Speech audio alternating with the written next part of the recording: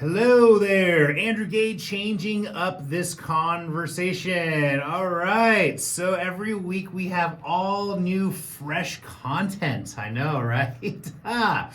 Keeps all his news organizations in business, keeps us all busy, reading all the nonsense and complaining and arguing, right? So it's even though it seems like we're not arguing as much right now, there's kind of a low. Maybe we're kind of exhausted from all the arguing, but.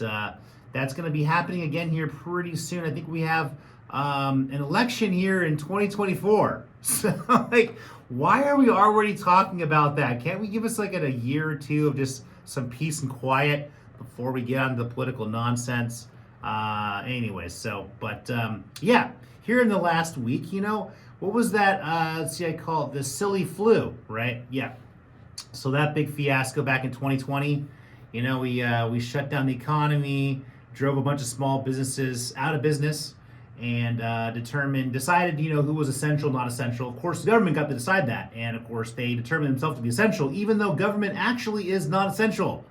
And so, the idea and the fact that we allowed the government to do what they did, we allowed pharmaceutical companies and all that, it was a crime, because come and find out now that a lot of what we were told was not true. Just on Friday, so just yesterday, I guess it was announced that children in California won't have to get coronavirus vaccine to attend schools. We've talked about how the city of San Diego and other cities have dropped their vaccine mandate. The military's dropped their mandate.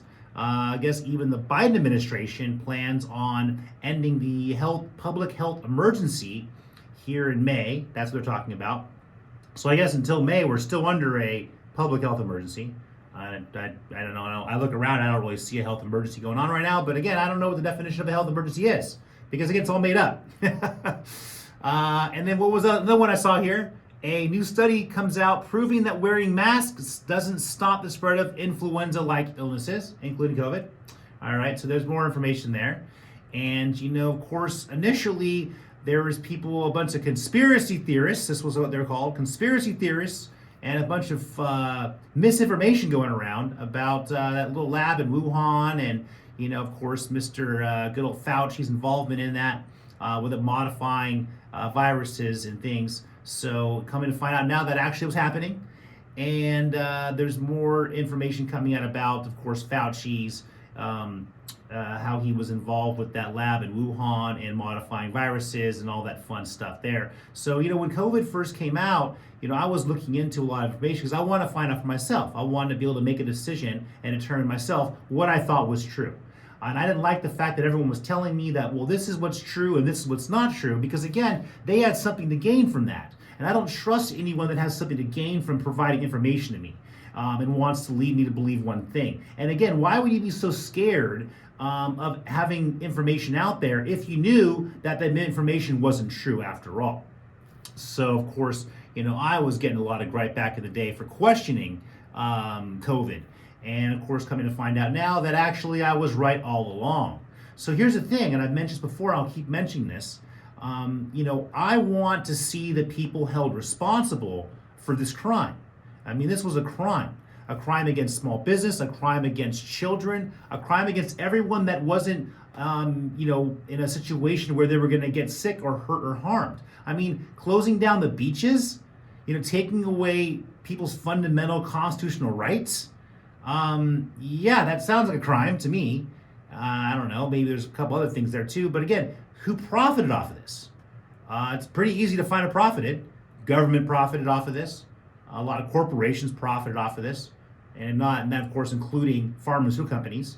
So I would like to see them held responsible and all the money taken back and then penalized, just like you would for any crime. It's not uncommon that sometimes, investigations into crimes can take 10 years, a decade. It's only been 3 years. We have plenty of time to go through here and find out who to blame and to, and to right what was done, what was wrong. Because again, how are we going to avoid having the situation happen in the future? How are we going to show people that we take this serious when you do something like pull a big fast one here on the world when it comes to this pandemic? And I'm not sitting here denying the fact that COVID exists. It did exist. People got sick and people died. People get sick and people die every single day. So, we can't shut down the world because we're worried about someone getting sick. We've done this, we've dealt with this our entire lives. And for some reason now, we've changed on how we react and deal with the situation. I was reading this on someone's opinion. Of course, it was opinion. Like all the 7 billion opinions in the world. But it was a scientist, and they were saying that they think it's time now that the scientific community admit that they were wrong about COVID. And I agree. I think it definitely is time, especially if you want to respect the scientific community in the future here. It says the scientific community from the CDC to the WHO to the FDA and their representatives repeatedly overstated the evidence and misled the public about its own views and policies, including on natural versus artificial immunity, school closures, disease transmission, aerosol spread, mask mandates, and vaccine effectiveness and safety, especially among young people. We have witnessed a massive and ongoing loss of life in America due to distrust of vaccines and the healthcare system, a massive concentration in wealth by already wealthy elites, a rise in suicides and gun violence, a near doubling of the rate of depression and anxiety disorders, especially among the young, a catastrophic loss of educational attainment among already disadvantaged children, and among those most vulnerable, a massive loss of trust in healthcare, science authorities, and political leaders. Couldn't have said it better. Absolutely. You see, that's what happens when you lie. That's what happens when you're not careful. Then you lack the trust. The fact that we actually believed our government in the first place was surprising to me. I mean, like the approval or the fact that I think our approval of Congress and this and that, it's like maybe 70-some%. I mean, everyone says they don't trust them, but all of a sudden when COVID came out, everyone's like, oh yeah, all right, we trust the government. I was like looking around, I'm like, yeah, I don't really see things that are saying are going on here, and I don't trust them, and of course it was wrong. So the gentleman that wrote that right there, I have to say I agree with him. But here's the problem. See, the thing is, it takes a long time to get trust back. So, next time around this happens, people are not going to be so likely of trusting scientists on this. And what designates someone as a scientist? It's just because you went to school, it doesn't mean you're a professional or anything. I don't know. A lot of economists are wrong too when it comes to a lot of their theories and predictions. I've actually been wrong too, believe it or not. Yeah, it's actually happened a few times on some of my predictions. But see, the thing is, I'm going to continue making predictions, and I'm okay being wrong. And the thing about being wrong is it's important that we learn from those mistakes that we make, and that we can take that into consideration in the future. At the same time, it's better to be wrong than it is to not make any predictions at all too. But it's very important that you're honest about when you're wrong. Come back later and say, you know what, hey, we were wrong about this, and we're going to make a point in the future of making sure that we do everything we can to try to not be wrong or to minimize our mistakes. And that would be something good there. So, yeah. And then, of course, I had to get that off my back right there. That was one of the most important things there, because it's kind of making me happy now to see all this stuff coming out here. But getting back to the good old United States of America. So, good old America here, we like to get ourselves in a lot of trouble. So, yeah, anyways, hey, I think, Joe, we're doing a 13-minute segment on this. 2 13s. Sorry there. I got Joe in studio here with me today. But U.S. Defense Secretary Lloyd Austin here last Tuesday said the United States will increase its deployment of advanced weapons such as fighter jets and bombers to the Korean Peninsula as it strengthens joint training and operating planning with South Korea in response to a growing North Korean nuclear threat. So I guess the military and political situation on the Korean Peninsula and in the region has reached an extreme red line due to the reckless military confrontational maneuvers and hostile acts of the United States. Now that's what North Korea was saying. So the United States is saying that North Korea is becoming a larger threat. America is saying that they're hostile acts. So this is not good because, see, aren't we already in some sort of situation in Ukraine?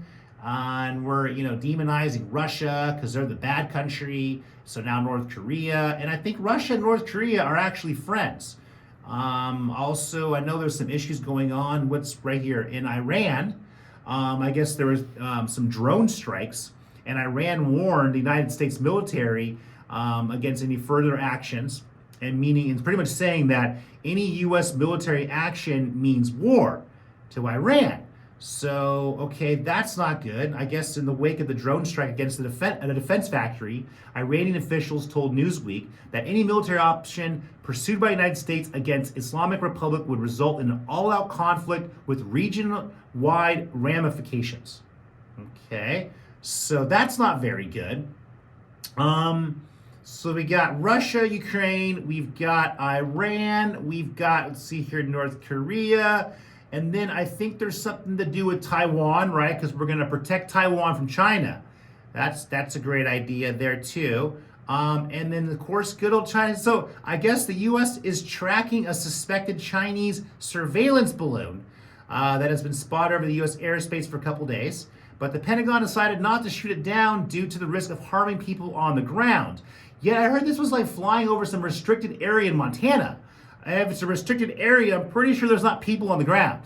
And last time I checked, Montana is kind of sparsely populated. If you're going to shoot it down, probably a better place to shooting it down than, say, over Los Angeles or over some larger city or something like that there, too.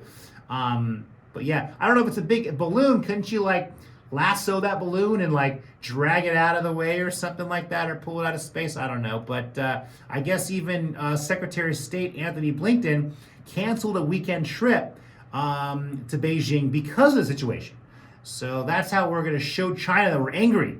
We're not going to come visit you.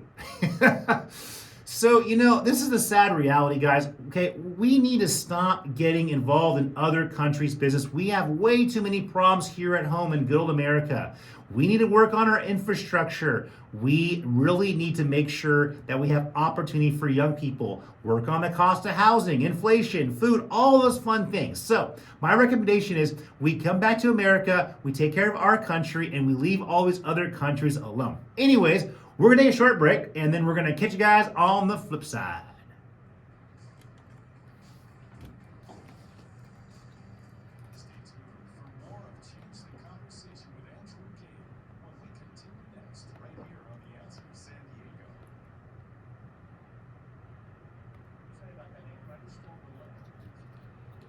It's 2:13, so who cares? I'm not worried about it.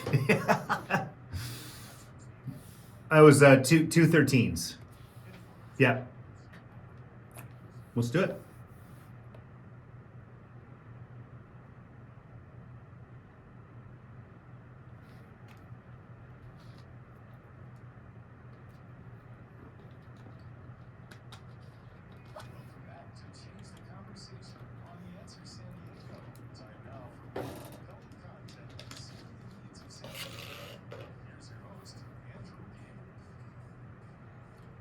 Well, all right. Yes, I'm back. Hey. Whew. All right. So we got the good fun stuff out of the way there. And we got more good fun stuff here, right? I kind of like this new little weekly recap of sorts. Now I get to kind of bring everything in and maybe tie some stuff together here. And that way I'm not getting all confused on what day something happened or what week it was. So since it's Saturday and this show is on Saturday, it just kind of makes better sense there too. Because, we can't have everything live, because I guess that's just not the way it all works. And in case someone makes a mistake, we'll hate to make a mistake there and mess that all up.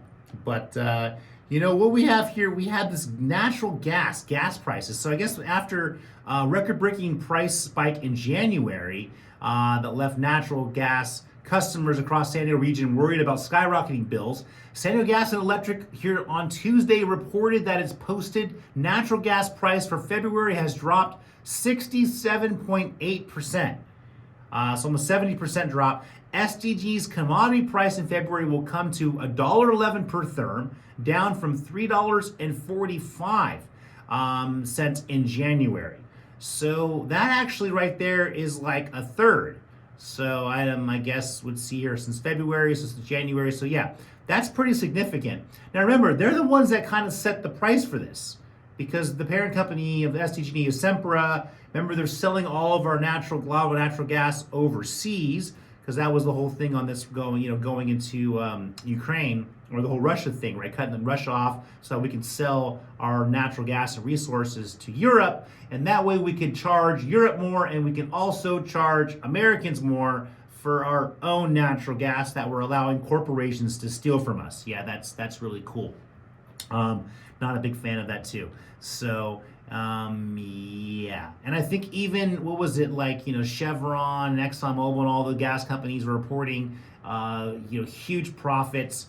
I guess Gavin Newsom here in California and Biden are in talks of capping their profit. I guess I saw something saying that they're going to mandate that the companies pay a fine or something like that on or redistribute their profits back to consumers. And I'm like, okay, the way that you redistribute profits to consumers is you charge them less. You don't charge them more and then give the money back. I don't know what they're going to do here. So anyway, so again, maybe it's time that we no longer allow these companies to exist. How about we dissolve them because they have been taking advantage, and then we implement a new system that does not allow there to be profit.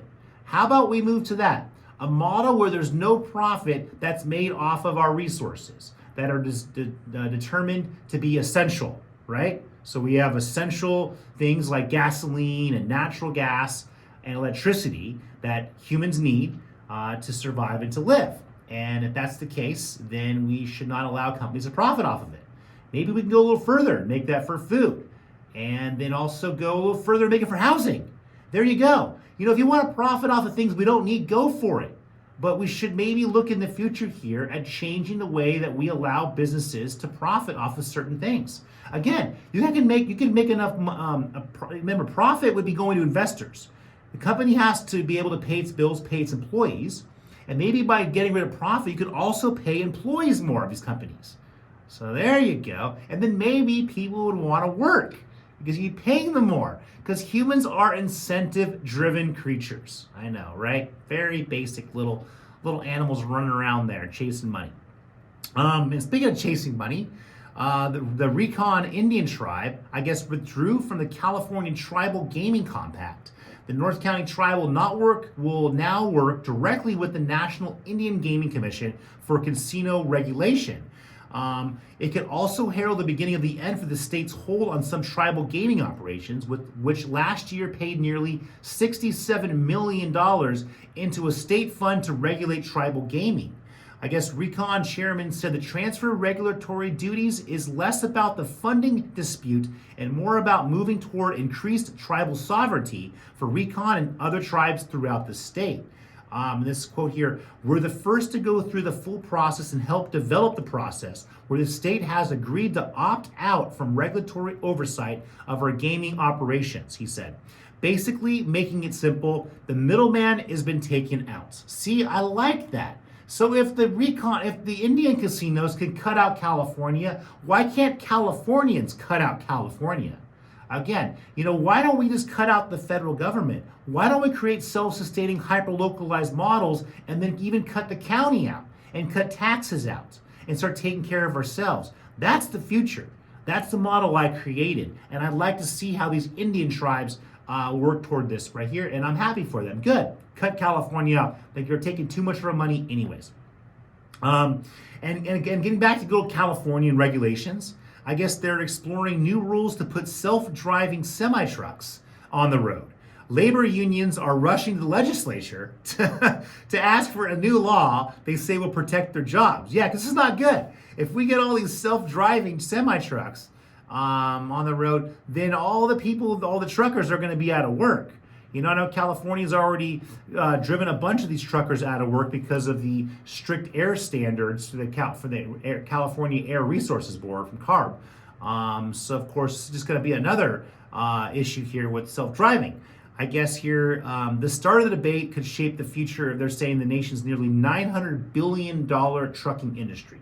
Yeah, so that's a lot of jobs. So again, we have to start looking at the idea when you start talking about automating things and replacing humans with computers or with self-driving trucks and cars.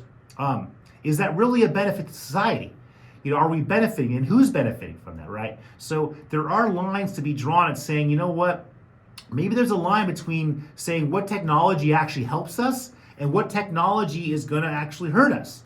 I saw something that said that Silicon Valley has failed to address the world's most dire and pressing needs.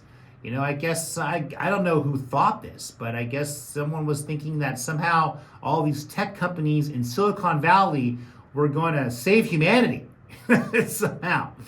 Like, no, they're just going to make a bunch of products, electronic devices, websites, apps, and social media companies, and they're going to drive us all crazy, cost us more money, and destroy the lives of children.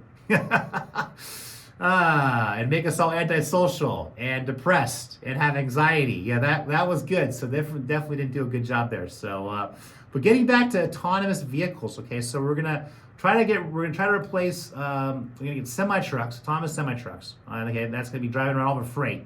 Well, San Francisco has had just about enough of its Cruise autonomous cars, I guess, clogging up intersections, driving on sidewalks, and even escaping arrest. Like, do you arrest a car? I mean, I guess they're cops, they don't know how to pull over. I saw that, escaping arrest. Wow. Are they robbing banks too? What is going on here, these Cruise autonomous vehicles? But so there's problems with autonomous cars already.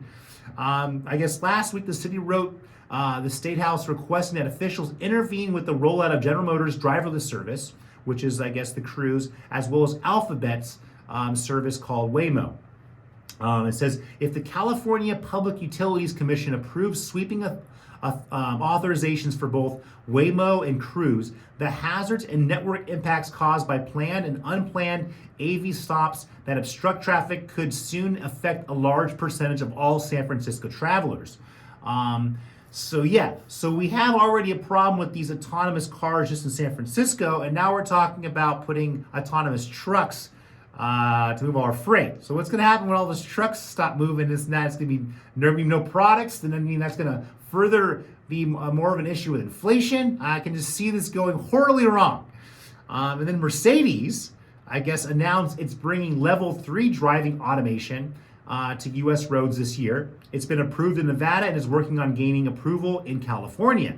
I guess it even beat Tesla, because Tesla's only at like level 3 automation, and so Mercedes beat it. But I read this, it said that right now in Nevada, it's only allowed to be used, or only works on highways and only under like 40 miles an hour. I'm like, well, what freeway do you drive under 40 miles an hour? It's like, oh, it's only in traffic.